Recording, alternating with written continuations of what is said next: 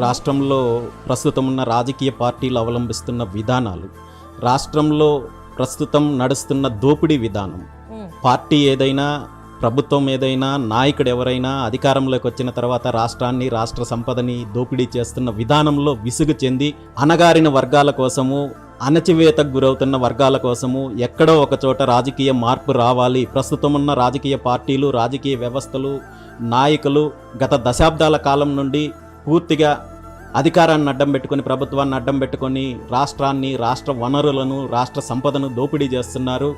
ఎవరైతే బీసీ వర్గాలు కావచ్చు, దళితులు కావచ్చు, మైనారిటీలు కావచ్చు, వీళ్ళందరినీ కూడా కేవలం ఓటు బ్యాంక్ రాజకీయాల కోసం ఉపయోగించుకుంటున్నారు తప్ప పూర్తిగా వీళ్ళు, వీళ్ళ వర్గాలు, వీళ్ళ కుటుంబాలు రాష్ట్రాన్ని దోపిడీ చేసే కార్యక్రమం చేస్తున్నారనే ఆలోచనతోటి రాష్ట్రంలో ఉన్న దోపిడీ రాజకీయాల వైపు నుండి ప్రజా రాజకీయం దిశగా వెళ్ళాలంటే ఖచ్చితంగా ప్రత్యామ్నాయ రాజకీయం కావాలి, ప్రత్యామ్నాయ రాజకీయ పార్టీ కావాలి అనే ఆలోచనతో, ఒక ఆశయంతో భారత చైతన్య యువజన పార్టీని ఆవిర్భావం చేయడం జరిగింది.